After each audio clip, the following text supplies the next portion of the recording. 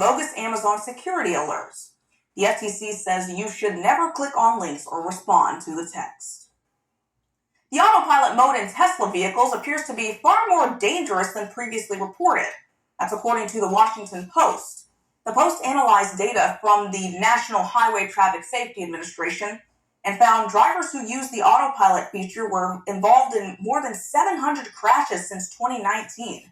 At least 17 of those were deadly. Tesla CEO Elon Musk has not commented on the Post's findings. And as smoke from the Canada wildfires continue to impact the U.S., some people are turning to DIY air purifiers to protect themselves. Marina Creed runs the University of Connecticut's Indoor Air Quality Initiative. This week, her team gave out more than 100 Corsi Rosenthal air purifiers made by the school's students. It's as simple as taping together a box. You simply take a box fan, 4 very high efficacy MERV 13 air filters, some cardboard and duct tape, and you're done. And these air purifiers are also much more cost effective than most air filtration units. It costs about $100 to put together the Corsi Rosenthal air purifier. And HEPA air purifiers designed for a single room can cost anywhere from $100 to nearly $1,000.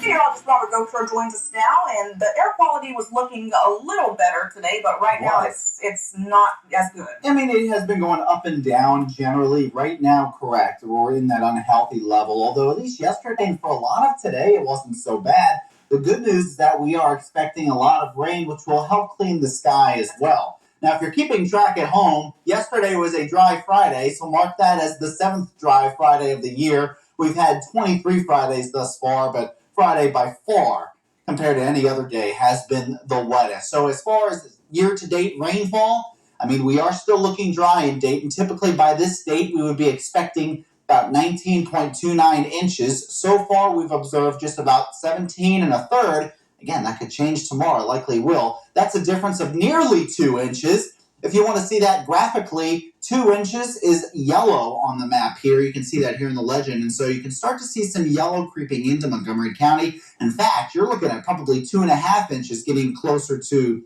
I'd say, Versailles, Indiana. Looking at that orange there. So yes, we can all use some rainfall. Here's a look outside in Oxford, where there was a fire not too far away earlier today. Right now, just a few clouds, 74 degrees, winds out of the south-southwest around 10 miles per hour. We're going to be seeing some increase in cloud cover overnight, not to mention those southerly, more or less, winds coming into the area. That'll bring in some warmer air, so tonight should be a little bit more mild. As we were talking about the air quality, it's at 112. Again, that's sort of that unhealthy for those sensitive to this sort of thing, so keep that in mind. But, aside from keeping the windows closed, you might want to just stay inside tomorrow because we are looking at some rainfall. The system that's coming through that will bring us some rain is over here in Missouri. You see how that circulation is going counterclockwise? These storms are going north, these storms south of Kansas City to the south.